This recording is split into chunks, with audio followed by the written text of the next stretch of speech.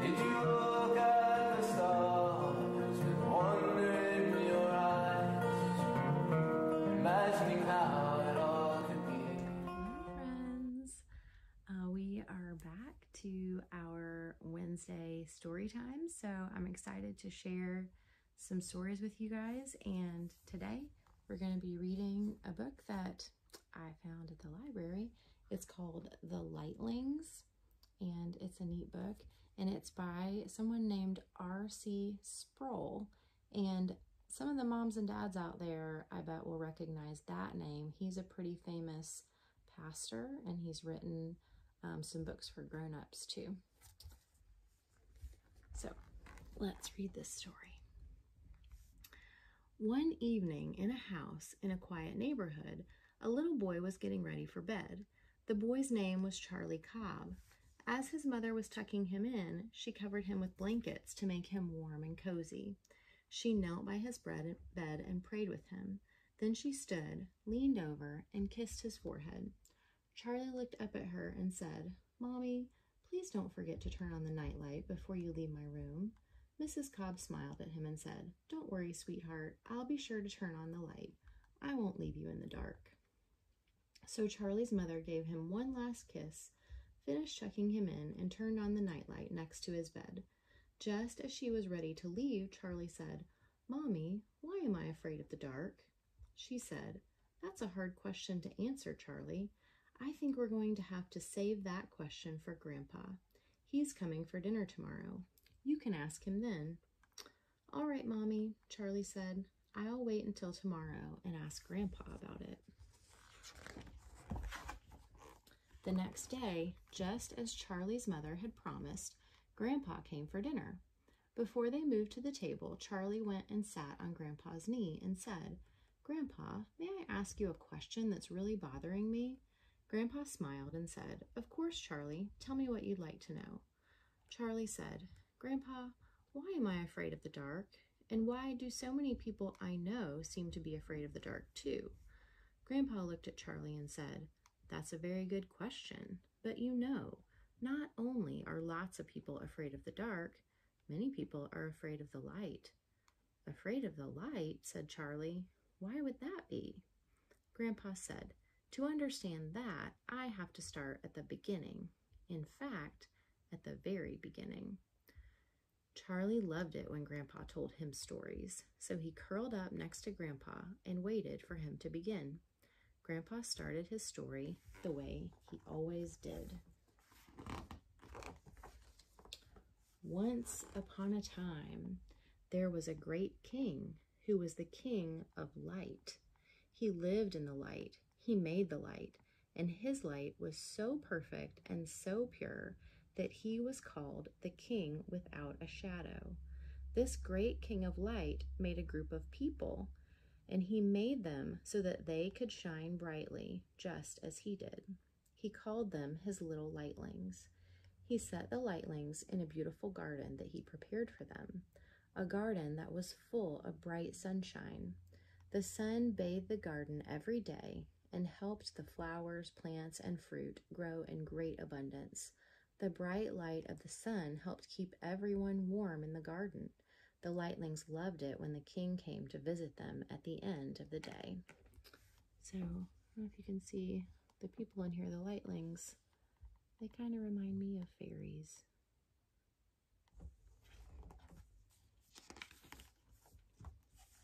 But one day, something terrible happened. The lightlings decided to do what they wanted to do instead of what their king commanded them to do. So they disobeyed the king and sinned against him. The very moment they sinned, their lights became dim and they were filled with shame and great embarrassment. They ran as fast as they could to get away from the king. They didn't want the King of Light to see them. They ran out of the garden and into the woods and hid themselves in the darkest place they could find. From then on, they were afraid of the light because they knew that where the light was, the king would be, and the king would see them in their shame. So it's getting darker there. Here's another picture. Looks like it's pretty dark there now.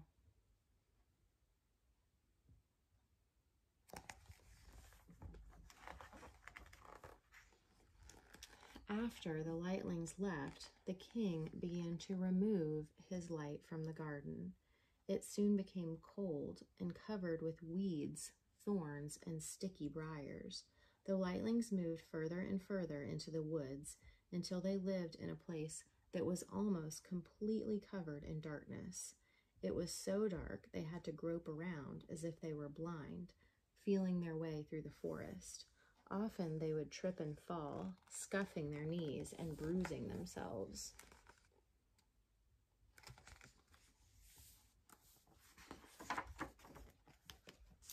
It was awful living in the dreadful darkness all the time, where the only light they ever saw was in barely lit shadows that danced in the forest.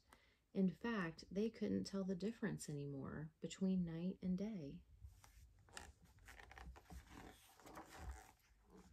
Then, one night, or perhaps it was day, far off in the distance they saw a blinding light shining through the trees.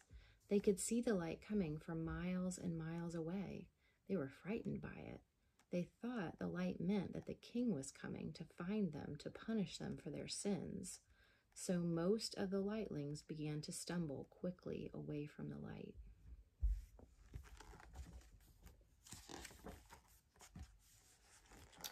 But some of the Lightling children were so amazed by the light and curious about it that they decided to see from where it was coming. They set off and traveled for miles and miles. It took them a long time, but as they moved, they saw the light shining brighter and brighter.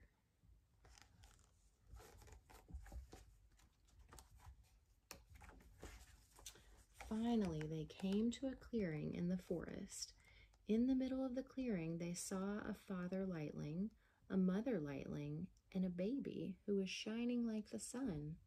The blazing light seemed to be coming right out of the baby himself. The Lightlings who saw it were shocked and surprised. They asked the father Lightling, "Who is this baby? Where did he come from?" The father Lightling answered, "He is not my son. He is the son of the King of Light. The king has given him to us as a special gift. He has been born for us. When he grows up, he will be called the light of the world. There will be no darkness strong enough to hide his light, no darkness deep enough to send his light away." When they heard this, the Lightling children knelt down at the baby's feet and began to worship him in fear and reverence.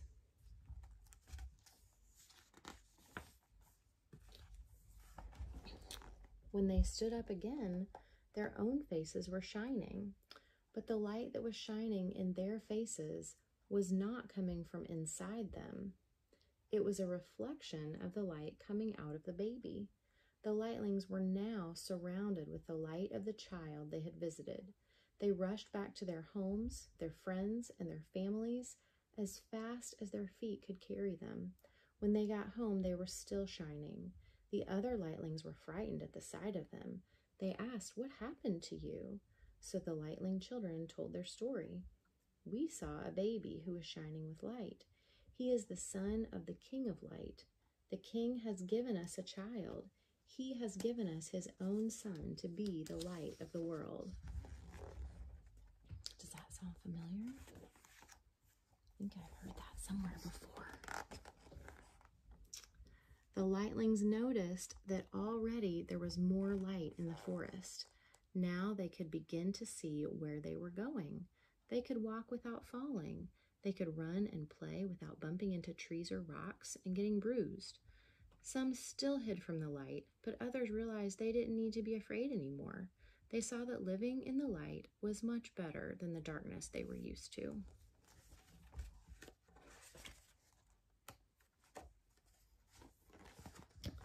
And here's a picture of them now. They look happier now, don't you think?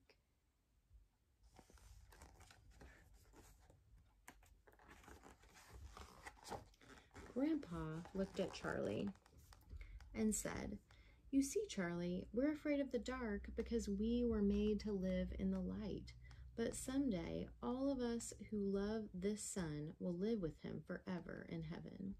When we go to the dwelling place of the Son, who is now the light of the world, there will be no darkness at all. Not only that, there will be no moon. There won't be any stars or even a sun.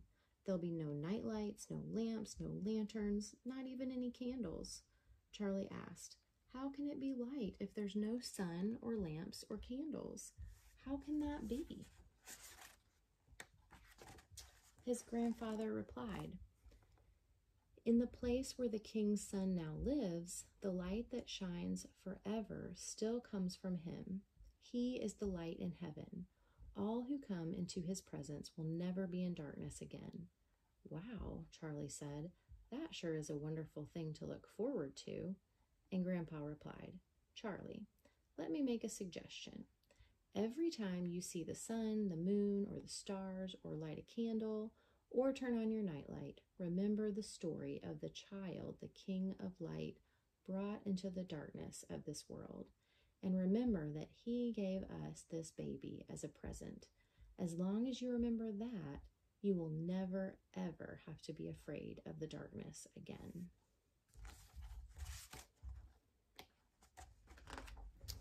And that is the end.